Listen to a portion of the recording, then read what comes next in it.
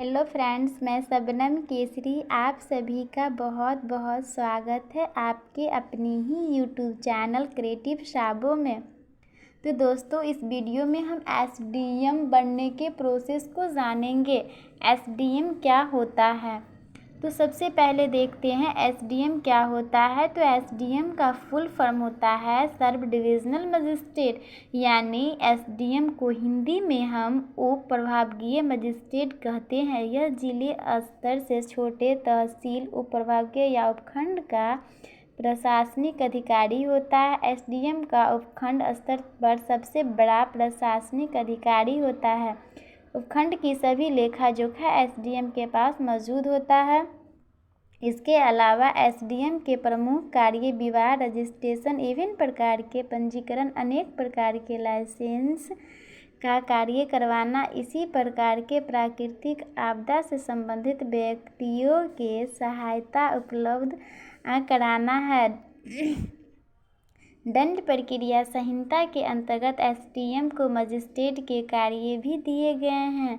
अब हम देखेंगे एसडीएम बनने के लिए क्या क्वालिफिकेशन चाहिए। तो दोस्तों, एसडीएम बनने के लिए उम्मीदवार का ग्रेजुएट होना ज़रूरी है। आप किसी भी स्ट्रीम से ग्रेजुएशन की हो, आप एसडीएम का एग्ज़ाम दे सकते हो। यदि आपने बीए, बीकॉम, बीएससी आदि किसी भी स्ट्रीम में ग्रेजुएशन किया है तो आप एसडीएम पद के लिए फॉर्म भर सकते हो। अब हम देखेंगे फॉर्म भरने के लिए कितने परसेंटेज चाहिए।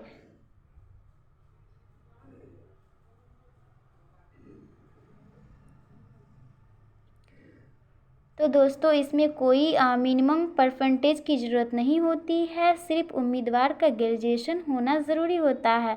अब अगला है एसडीएम बनने के लिए मतलब कितने तरीके हैं।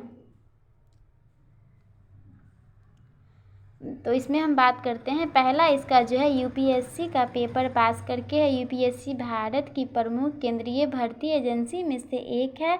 यह कई सरकारी नौकरियों के लिए परीक्षार्थियों का आयोजन करता है। यूपीएससी आईएएस के लिए भी हर साल परीक्षा का आयोजन करता है। इसमें पूरे देश के छात्र आवेदन कर सकते हैं।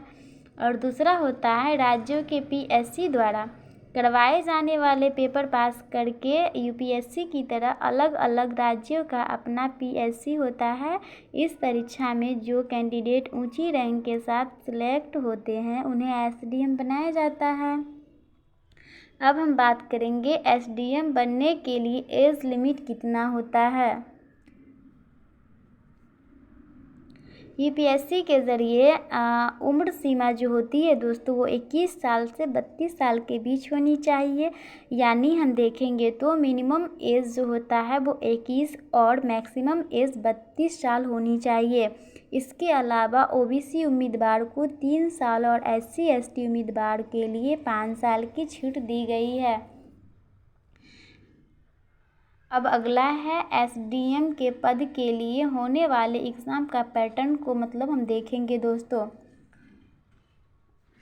तो एसडीएम पद के लिए जो एग्ज़ाम होती है वो 3 चरणों में पूरा होता है। पहला है प्रारंभिक परीक्षा, और दूसरा होता है मुख्य परीक्षा, और तीसरा होता है इंटरव्यू जिसे हम साक्षात्कार कहते हैं।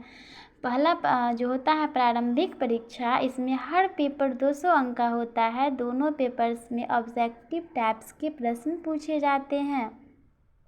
हर पेपर के लिए 2 घंटे का समय दिया जाता है। प्रारंभिक परीक्षा का अंक फाइनल मेरिट में नहीं जोड़े जाते हैं, लेकिन प्रारंभिक परीक्षा बिना पास किए हुए मुख्य परीक्षा भी नहीं दे सकते हो आप। अब बात करेंगे दूसरा मुख्य परीक्षा की। तो दोस्तों, मुख्य परीक्षा में कुल 900 पेपर होते हैं। इसमें सब्जेक्टिव प्रकार के प्रश्न होते हैं। इसमें 10वीं क्लास के तरह उत्तर लिखने पड़ते हैं। प्रत्येक पेपर को हल करने के लिए 3 घंटे का समय दिया जाता है। ये परीक्षा आप हिंदी या अंग्रेजी किसी भी भाषा में दे सकते हो।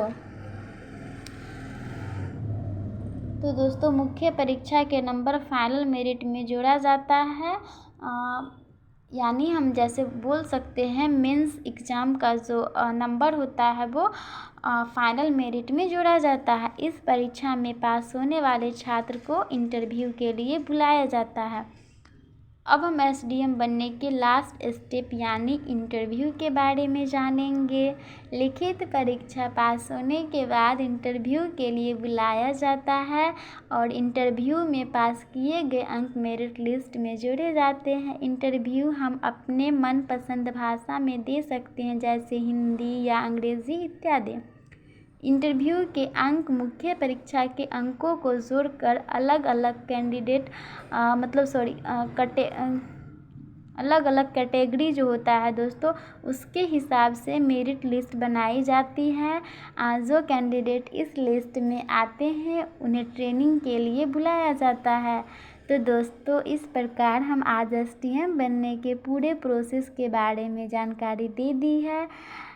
यदि वीडियो अच्छी लगी हो तो लाइक करें, शेयर करें और यदि आप इस चैनल पे नए हो तो चैनल को सब्सक्राइब करें। Bye bye.